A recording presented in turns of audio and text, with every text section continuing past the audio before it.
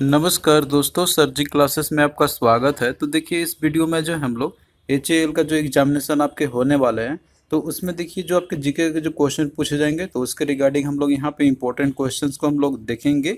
और देखिए हमने जो है आपके एग्जाम प्रिपरेशन के लिए एक जीके का पूरा इक्विवेलेंट PDF नोट्स भी तैयार किया हुआ है। इसमें देखिए आपको जो है economics, polity, geography, history, static GK और साइंस, आपका मतलब जितने भी क्वेश्चन पूछे आ सकते हैं जीके से रिलेटेड, तो हमने सारे का जो है एक पूरा एक समरी में तैयार किया हुआ है। आप लोग इससे अपना स्टडी कर सकते हो और इस एग्जामिनेशन के लिए जो आप लोग अपना प्रिपरेशन इससे कर सकते हो। इसके साथ में देखिए हमने इंग्लिश का भी प्रिपेयर किया हुआ है, जो आपका मेंशन किया गया है। इंग्लिश का और जीके का, तीन दोनों के लिए हमने जो है पूरा कंप्लीट PDF नोट्स तैयार किया हुआ है। तो लिंक इसका आपको डिस्क्रिप्शन बॉक्स में मिल जाएगा, आप लोग जो है इससे अपना प्रिपरेशन कर सकते हो। और साथ में हमने देखिए इंग्लिश जीके का एक कोर्स भी लॉन्च किया हुआ है। अगर आप लोग कोर्स में भी इनरोल होकर पढ़ना चाहते हो इन दोनों सब्जेक्ट का, और साथ में PDF भी आपको इसके अंदर मिल जाएंगे, तो आप लोग जो है कर सकते हो। लिंक का जो है कुछ डिस्क्रिप्शन बॉक्स में आपको मिल जाएगा। सेट नंबर 2 का आपका यहाँ पे पहला क्वेश्चन है। अब पहला सेट हमने ऑलरेडी कर लिया है, तो जो लोग नहीं देखे होंगे तो आप लोग उसको देख सकते हैं, डिस्क्रिप्शन बॉक्स में लिंक इसका दिया हुआ है। तो यहाँ पे देखिए क्वेश्चन आपका है कि द रिक्वेस्ट और reply protocol for exchanges on the internet network is called. तो देखिए जो रिक्वेस्ट और जो रिप्लाई जो प्रोटोकॉल होता है, जो हम लोग इंटरनेट में एक्सचेंज करते हैं इंफॉर्मेशन का, तो ये जो है आपका, इसको हम लोग क्या बोलते हैं, मतलब वो प्रोटोकॉल कौन सा है। तो ये देखिए यहाँ पे दिया आपका hypertext transfer protocol, hypertext markup language, internet protocol या फिर URL है। तो इसका देखिए राइट आंसर आपका हो जाएगा option 1, that is hypertext transfer protocol. तो देखिए जो HTTP, जो कि हम लोग शॉर्ट में बोलते हैं हम लोग, इसे फुल फॉर्म इसका होता है हाइपरटेक्स्ट ट्रांसफर प्रोटोकॉल।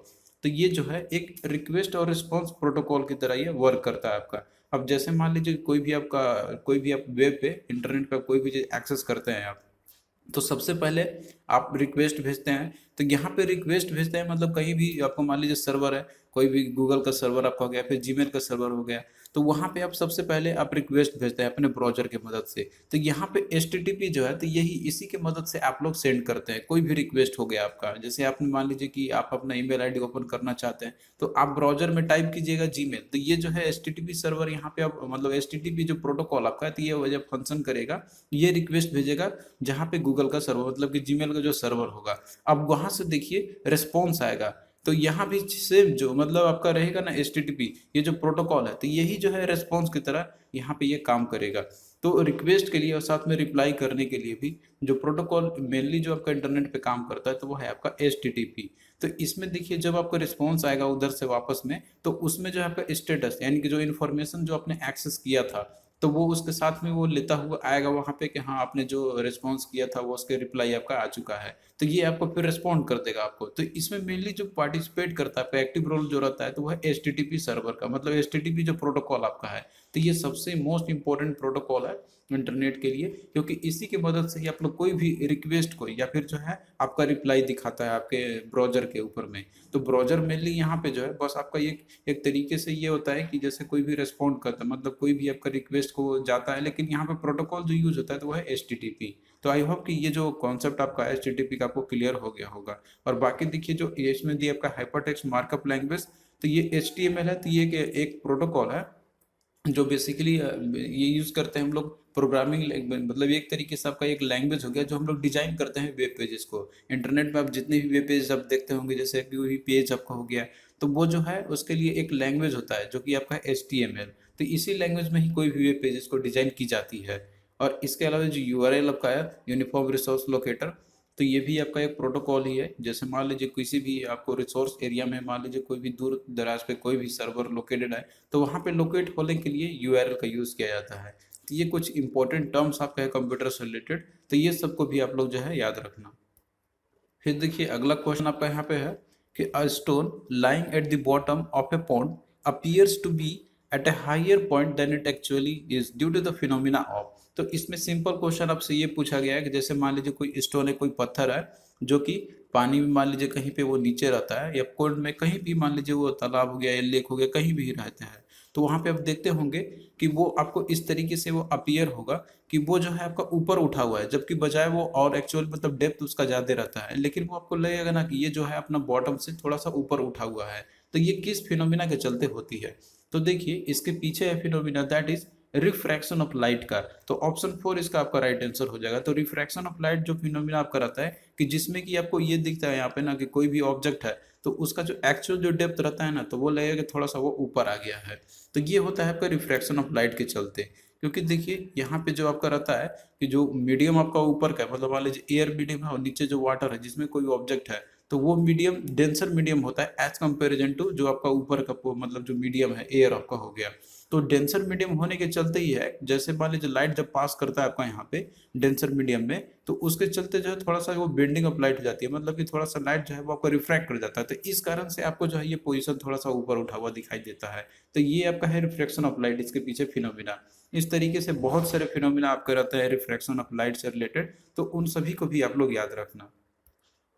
फिर अगला देखिए यहाँ पे आपका दिया हुआ है कि Mithali Raj is known in the field of. तो मिथाली राज जो है तो ये कौन से फील्ड में ये जाने जाती है, मतलब ये जो है जो स्पोर्ट्स पर्सन है तो ये किस पर्टिकुलर स्पोर्ट्स से रिलेटेड है। तो ये देखिए क्रिकेट से रिलेटेड है। तो ऑप्शन 1 आपका यहाँ पे राइट आंसर इसका हो जाएगा। तो मिथाली राज देखिए जैसे आपने इनका नाम सुना भी होगा, ये इंडिया विमेंस क्रिकेट टीम के ये कैप्टन भी रह चुके हैं ये। तो ये जो है Indian women's national cricket team के ये कैप्टन भी रह चुकी है पहले। तो ये एक राइट हैंडेड ओपनिंग बैट्समैन है।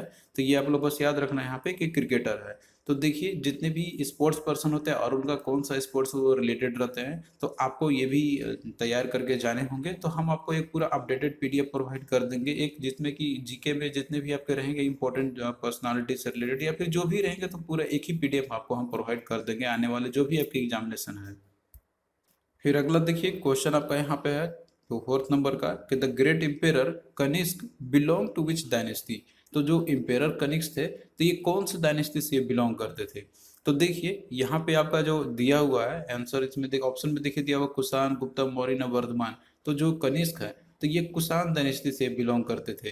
तो देखिए कुषाण डायनेस्टी आपका जैसे कि ये जो है तो ये जो मतलब इसकी स्थापना जो की गई थी तो वो कैथिफेसिस के द्वारा ये किए गए थे। ये इसके फाउंडर थे कुषाण एम्पायर का। तो कनिष्क जो है तो उसी रूल से ये बिलोंग करते थे। और इसके साथ में देखिए जो मेन कैपिटल था इनका जो वो था आपका यहाँ पे तो वो पूरसपुरा में लोकेटेड था इनका बेसिकली। तो यहाँ पे मेनली देखिए जितने भी एम्पेरर मतलब जो थे और कौन से फाउंडर थे उनके, मतलब जो भी डायनेस्टी था और उनके जो फाउंडर थे और जो ग्रेट रूलर थे उसके जो डायनेस्टी के, तो वो चीज़ आपसे हमेशा पूछा था एग्जाम में। तो यहाँ पे देखिए लिस्ट हमने तैयार किया हुआ है कि जितने भी इंपॉर्टेंट डायनेस्टी है और उसके फाउंडर कौन से है और उस समय जो लास्ट किंग या फिर जो ग्रेट रूलर कौन थे उस डायनेस्टी के। तो ये आपसे क्वेश्चन बराबर पूछा था एग्जाम में। तो पहला देखिए नंदा डायनेस्टी है। तो इसके फाउंडर थे महापद्मनंद या फिर जो उग्रसेन को भी बोला जाता है। तो दोनों नाम आपसे पूछा सकते हैं, दोनों नाम आपका रहेगा तो कोई भी आप मार्क कर सकते हैं यहाँ पे। तो महापद्मनंदा आपका हो जाएगा, तो ये इसके फाउंडर थे। और जो सबसे मतलब इसके जो ग्रेट या फिर जो लास्ट रूलर थे इसके तो वो थे धनानंद। फिर उसके बाद देखिए मौर्यन एम्पायर आपका है। तो मौर्यन एम्पायर के जो फाउंडर थे तो वह चंद्रगुप्त मौर्य। और इसके जो लास्ट रूलर थे तो वह है बृहद्रथ। फिर उसके बाद देखिए आपका गुप्ता एम्पायर है। तो इसका देखिए जो फाउंडर थे तो वह चंद्रगुप्त वन।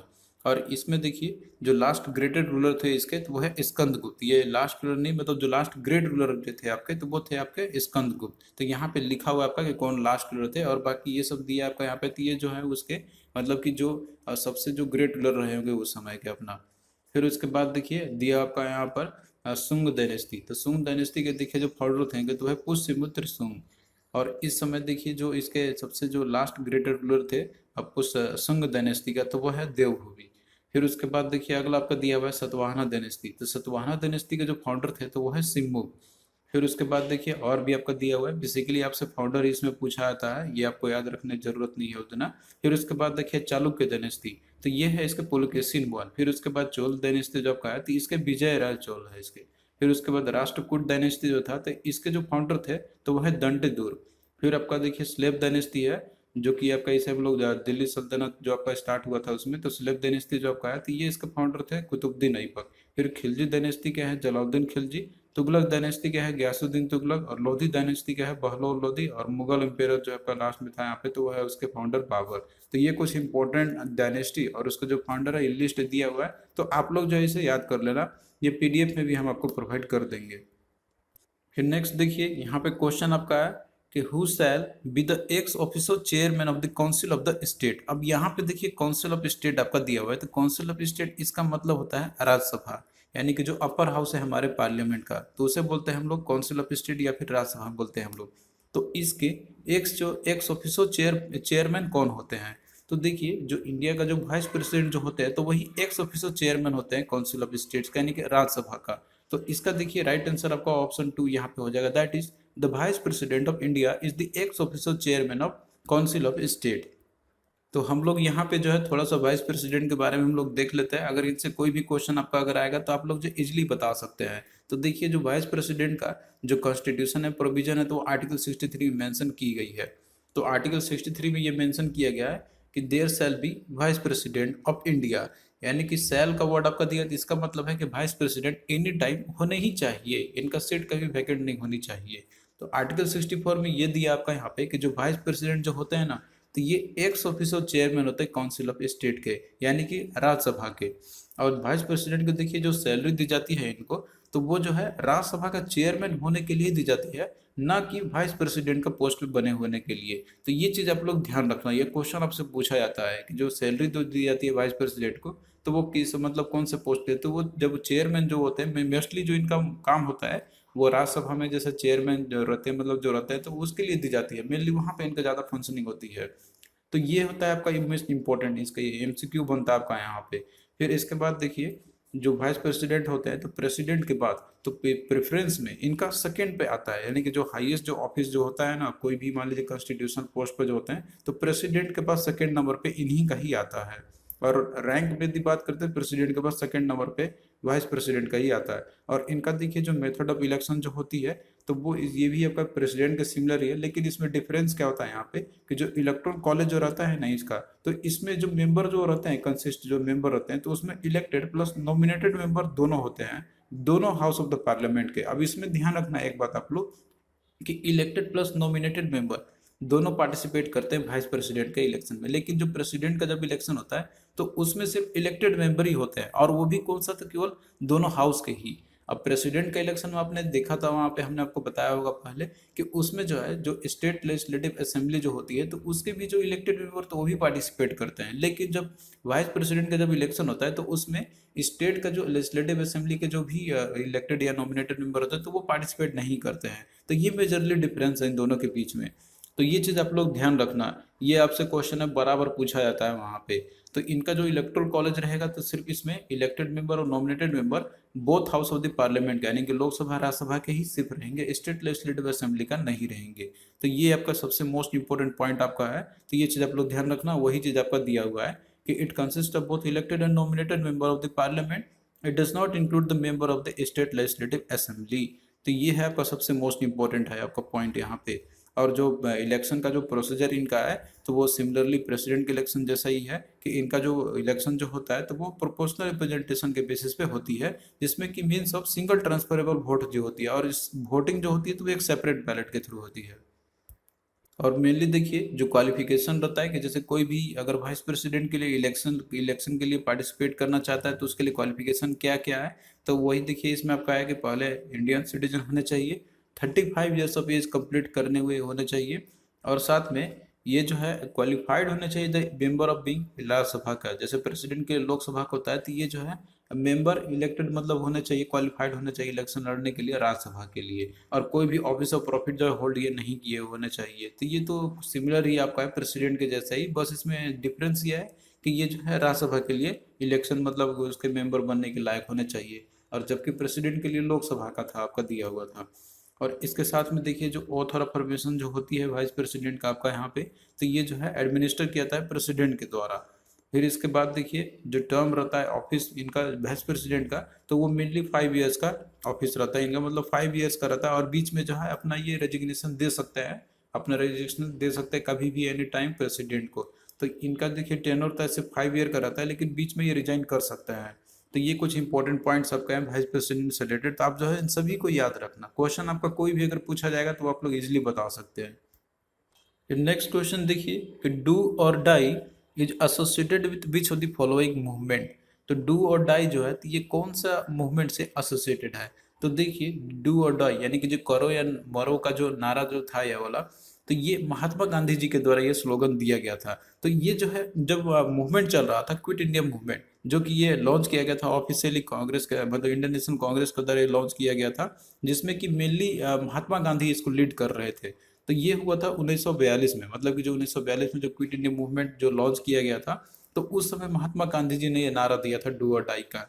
तो ये बेसिकली एसोसिएट किससे है, कौन सा मूवमेंट से है, तो वो है आपका that is quit India movement, जो कि ये कब हुआ था, तो ये 9 अगस्त 1942 को। तो ऑप्शन आप यहाँ पे आपका 4 हो जाएगा। तो क्वेश्चन आपका किसी भी तरीके से पूछा जाए कि स्लोगन किसके द्वारा दिया गया था, तो ये महात्मा गांधी जी के द्वारा दिया गया था, और कौन सा मूवमेंट से एसोसिएटेड है, तो ये है आपका क्विट इंडिया मूवमेंट। और कब क्विट इंडिया मूवमेंट जो है ये कब लॉन्च किया गया था, तो ये अगस्त 1942 को। फिर इसके बाद देखिए अगला क्वेश्चन आपका है कि which bone is the largest bone in the human body. तो ह्यूमन बॉडी में सबसे लार्जेस्ट बोन कौन सी है, तो इसमें देखिए ऑप्शन पे भी आपका डिपेंड करेगा, बट ऐसे आप जानते हैं कि जो फीमर जो आपका यानी कि जो जांग की जो हड्डी रहती है, तो वो सबसे लार्जेस्ट बोन होता है हमारे ह्यूमन बॉडी का। तो इसमें आपका देखिए राइट आंसर इसका ऑप्शन 1 यहाँ पे हो जाएगा।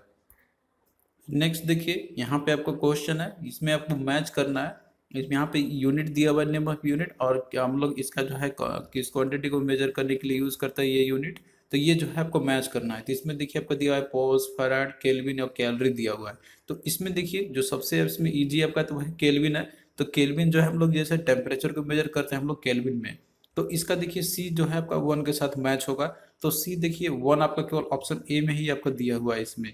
तो इस तरीके से यहाँ पे आपका जो है ऑप्शन 1 आपका करेक्ट हो गया। बस आप लोग एक ही ऑप्शन को देखते ही आपने बता दिया। हालांकि आप और भी यहाँ पे आप देख सकते हैं, इसमें देखिए बी आपका दिया हुआ है फराड। तो जो देखिए फराड जो आपका रहता है, तो ये कैपेसिटेंस को मेजर करते हैं हम लोग। तो यहाँ पे देखिए बी का आपका 4 के साथ मैच होगा। तो बी देखिए 4 आपका दिया हुआ है ऑप्शन ए 1 में और 3 में आपका दिया हुआ है यहाँ पर। इसके अलावा देखिए जो कैलोरी आपका है, तो कैलोरी हम लोग जैसे क्वांटिटी ऑफ हीट को मेजर करते हैं हम लोग, तो यहाँ पे जो है आपका डी का 2 के साथ मैच होगा। तो D2 देखिए इसी में आपका दिया हुआ है, और वैसे भी यही इसी में ही दिया हुआ है, तो ऑप्शन 1 आपका ऐसे ही सही हो जाएगा। और बाकी देखिए पॉज आपका दिया हुआ है, तो पॉज जाती है विस्कोसिटी हम लोग मेजर करते हैं हम लोग। तो इस तरीके से आपको जो है ऑप्शन से भी आप लोग एलिमिनेट कर सकते हैं। एक ही ऑप्शन आपका अगर मिल गया, मतलब जो मैच कब का कर गया, तो बाकी को आप लोग ऐसे एलिमिनेट कर सकते हैं। फिर उसके बाद देखिए अगला आपका यहाँ पे क्वेश्चन है कि computer does the mathematical task in. तो कंप्यूटर जो है ये अपना मैथमेटिकल टास्क ये कहाँ पे परफॉर्म करता है, मतलब कि बेसिकली जो है कहाँ पे स्टोर रहती है इसकी। तो इसमें देखिए दिया आपका रोम, रैम, ईपी रोम या फिर रजिस्टर। तो देखिए जो कंप्यूटर अपना जो भी मैथमेटिकल टास्क जो है ना, तो ये परफॉर्म करता है रजिस्टर में। तो ऑप्शन 4 आपका यहाँ पे हो जाएगा राइट आंसर। और रजिस्टर देखिए बेसिकली ये जो है, तो ये एक स्पेशल पर्पस और high speed temporary memory units होती है। यानी कि जिस समय आपका कंप्यूटर वर्क कर रहा होगा, तो सिर्फ उसी समय ही ये जो है मेमोरी को स्टोर किया हुआ रहेगा, और इसमें मेमोरी जो स्पेस रहती है ना, तो वो बहुत ही कम होती है। लेकिन ये जो है आपका एक स्पेशल पर्पस रजिस्टर होते हैं बेसिकली, जो कि आपका ये एक्सपेंसिव मेमोरी भी होते हैं, इस कैटेगरी में भी आपके आते हैं। और बेसिकली आपका वही इंफॉर्मेशन को ये होल्ड करेगा आपका, कि जो सीपीयू आपका करंटली वर्क करता हो उसी समय, जिस समय आप लोग फंक्शनिंग कर रहे होंगे। जैसे ही आपका पावर स्विच ऑफ हो जाएगा, तो मान लीजिए कोई भी इंफॉर्मेशन रहेगा ना, तो वो इस केस में स्टोर नहीं रहेगा। तो ये चीज़ है इंपॉर्टेंट आपका यहाँ पे। और बेसिकली जो रजिस्टर जो डेटा आपका स्टोर करके रखता है, तो मेनली आपको जैसे डेटा हो सकता है, इंस्ट्रक्शन हो सकता है, या फिर एड्रेस हो सकता है, या फिर कोई जो इमीडिएट रिजल्ट जो रहता है प्रोसेसिंग का, सिर्फ उसी को ये होल्ड करके रखा रहता है। नेक्स्ट देखिए क्वेश्चन आपका यहाँ पे है कि Sikkim share A common border with only with which state. तो सिक्किम देखिए ये जो है कौन सा स्टेट के साथ बॉर्डर शेयर करता है अपना, ओनली विथ यानी कि सिर्फ किस स्टेट के साथ एकमात्र जो है वो बॉर्डर शेयर करता है। तो इसमें देखिए दिया बिहार, वेस्ट बंगाल, झारखंड और असम। तो देखिए ये क्वेश्चन आप लोग अगर मैप देखोगे कि कहाँ पे कौन सा स्टेट लोकेटेड है, तो उसके बेसिस पे आप लोग आराम से बता सकते हैं। तो सिक्किम देखिए ये जो है इसका border only and only with West Bengal के साथ इसका लगता है। तो ऑप्शन बी यहाँ पे आपका राइट आंसर हो जाएगा। तो बॉर्डर इसका देखिए जैसे वेस्ट बंगाल के साथ में है। और अगर बात करते हैं कि जैसे अगर इंटरनेशनल बॉर्डर की बात करेंगे कंट्री की, और जैसे इसका बॉर्डर शेयर होता है, तो उसमें आपका आता है 3 मेजर नेशंस होते हैं, जिसमें कि चाइना, भूटान और नेपाल हो गया। तो इन 3 कंट्री के साथ इंटरनेशनल बाउंड्री शेयर होती है सिक्किम का। बट अगर इंडियन स्टेट की बात करें, तो वो है आपका ओनली वेस्ट बंगाल। तो इसमें देखिए ऑप्शन बी आपका राइट आंसर हो जाएगा। तो देखिए इस तरह के क्वेश्चन को आपको मैप के थ्रू ही ज़्यादा बेटर रहेगा, याद करना अच्छा रहेगा आपके लिए। तो ये हमने एक पुराना मैप लिया हुआ है आपका बेटर अंडरस्टैंडिंग करने के लिए आपके लिए। बट आपका जैसे जम्मू कश्मीर का जो रीजन है और लद्दाख का जो रीजन है यूटी है, तो अब आपका यहाँ पे इसका जगह पे ये आपका होगा। बट ये हमने लिया हुआ है पुराना वाला मैप, ताकि आप लोग इसको समझ सकते हैं। तो यहाँ देखिए सिक्किम आपका ऊपर में ये रीजन पे आपका सिक्किम है, और नीचे आप यहाँ पे देख सकते हैं जैसे आपका सिक्किम यहाँ पे ऊपर में है, तो वेस्ट बंगाल जो आपका है तो ये वाला रीजन है, तो इसका बॉर्डर केवल जो है आपका वेस्ट बंगाल से ही लगता है। और बाकी देखिए बिहार आपका इधर है तो इसके साथ बॉर्डर नहीं लगता, आसाम है तो इसके साथ भी नहीं लगता। बट इंटरनेशनल बाउंड्री की बात करें तो ऊपर देखिए चाइना है, उधर आपका नेपाल है और इधर भूटान है, तो 3 इंटरनेशनल बाउंड्री जो है मतलब जो लगती है सिक्किम के साथ में। लेकिन ओनली इंडियन स्टेट जो कि बाउंड्री लगता है इसका तो वह है वेस्ट बंगाल के साथ में। तो इस तरीके से क्वेश्चन आपका और भी पूछा जा सकता है यहाँ पे कि जैसे आपका उत्तर प्रदेश हो गया तो ये कितने इंडियन स्टेट से बाउंड्री शेयर होता है इसका, इसके अलावा जो है और कितने कंट्री से इसका बाउंड्री शेयर होती है। तो इस तरह के क्वेश्चन को आपको मैप के थ्रू ज़्यादा बेटर रहेगा याद करना, क्योंकि अगर मैप आप लोग देखे रहेंगे कौन सा स्टेट कहाँ पे है तो आपको कोई दिक्कत नहीं होगी आइडेंटिफाई करने में। तो आई होप कि ये चीज़ जो है को आपको क्लियर हुआ होगा, और हमने आपको पहले भी ज्योग्राफी में ये सारे चीज़ आपको बताए होंगे। तो थैंक यू दोस्तों, आपको कैसा लगा ये सेशन आप लोग कमेंट करके ज़रूर बताना, और हम आपको इसी तरीके से जो है सेट्स आपको प्रोवाइड करते रहेंगे इंपॉर्टेंट जीके का, जिससे कि आपका जो है